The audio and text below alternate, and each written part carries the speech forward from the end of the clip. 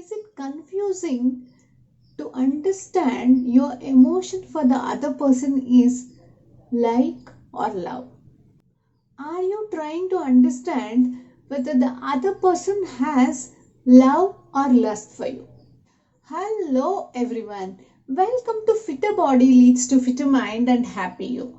I am Dr. Rashmi. In this video, we will be understanding in detail about three different emotions.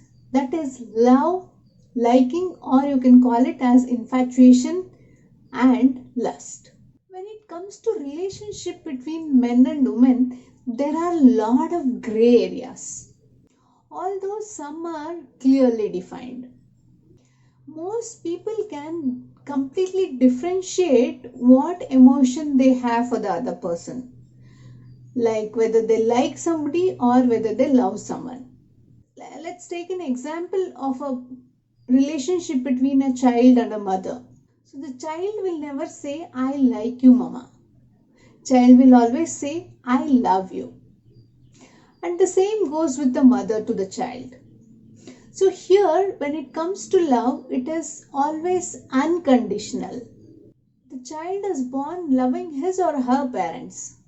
So the emotion is deeply embedded and comes naturally.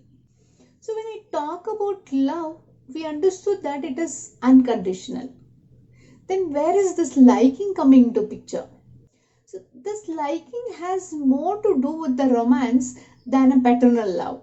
Most men and women, when they are in a new relationship, they are very hesitant to express their actual emotions, or they are not able to voice their feelings to the other person. So instead of saying I love you, they might end up saying I like you. In a complex world of love, dating and relationship, readily admitting that you love someone might scare the other person, because it means a long-term commitment. For men and women, admitting love to the other person means it is more serious and it means a long-term commitment, which may lead to marriage as well. Let's understand few key differences between liking and loving somebody. Liking someone means you're happy being with that person, while loving someone means absolutely you cannot be happy without that person. Liking someone may give you butterflies in the stomach. Loving someone is much more deeper than this. If you are loving somebody, the depth of emotion is more deeper compared to the person whom you like. Here are few differences between love and liking. Love is more of an unconditional emotion. Liking is more of a watered down version of a love. Loving someone means he or she means everything to you, while liking someone means you're happy being with that person. Love involves more deeper and stronger emotions, while liking is more of a warmth feeling towards that special person. Love is another person being integral part of your life, while liking is being comfortable with that other person. Please remember, love is something that you build with the other person. There is no easy shortcuts. Soulmate or perfect partner waiting for you to magically change your life into something great. A relationship has its own ups and downs. Happy and sad feelings come and go. What makes love last is commitment by both sides to have a successful relationship. People who have been married for decades will surely tell you love is much more than just having a feeling. It is about what you do each day to sustain it. Now that you have understood the difference between loving and liking, let's understand what is the difference between love and lust. Love has more to do with the spiritual goals, whereas lust has more to do with the physical or sexual goals. Love goes with an affection and lust goes with a desire. Love is more universal in its expression. Love suggests affection and compassion. Lust is physical in sense. It also suggests sensuality. Here are few differences between love and lust. Love grows slowly. Lust happens at the first sight. There is more of a secure feeling with love. It is more of jealousiness with lust. When you are in love, you are level headed. It is more of a distraction when you are in lust. You are more patient when you are in love. You are more impatient when you are involved with the lust. You are more focused on the friendship when you are in love. Your focus will be on image when you are in the lust. There is future when you are in love. It is only about today when you are in lust. Love always gives. Lust always takes. So far you have understood how there is a behavioral changes with like, love and lust. Let's get more deeper, understand what are the chemical changes that happens in your body with these three emotions. When a person is in love, it has more to do with the attachment. Oxytocin and vasopressin which gets released in your body. So what does these hormones do to your body? Oxytocin is also known as a love hormone and it is also called as cuddle hormone. So when you cuddle the person whom you love, your body releases oxytocin and it provokes a feeling of contentment, calmness and security which is often associated with mate bonding. Vasopressin is linked to the behavior that produces a long-term relationship or a monogamous relationship as well. When a person is having an expression of liking somebody, it is more of an attraction than a long-term attachment.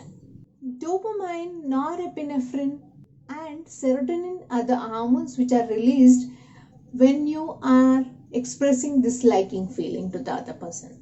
These hormones are involved in promoting happy moods and positive feelings. You might also know these hormones with different names. Serotonin is also called as a happiness hormone. Dopamine is also called as feel good hormone. When a person has lust for the other person, the hormones secreted are testosterone and estrogen.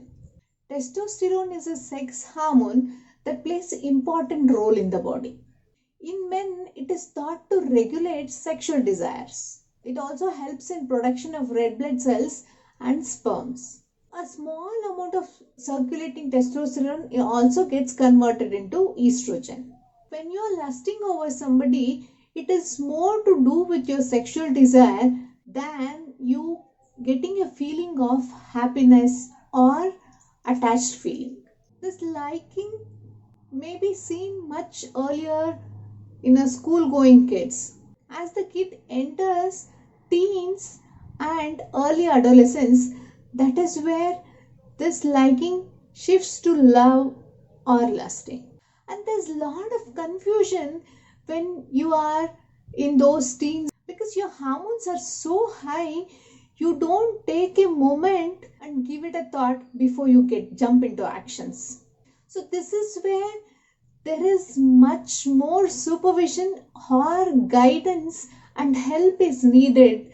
When children are in their teens, there is a lot of energy and there is a lot of hormones which is running in their blood. They are constantly willing to try and experiment a lot of things on their own. Having said that, giving them the right kind of guidance and hand holding them is very, very important at this crucial point of their life, especially when it comes to their relationships. So here are few questions which I am going to answer so that you are more clear about your decision making. So there is a question asked to me, why would my girlfriend or boyfriend stay with me if she or he doesn't get sex. If you're having a good girlfriend or a boyfriend, there is more to a relationship than sex. If he or she loves you and cares about you, then sex shouldn't be the most important thing for you people.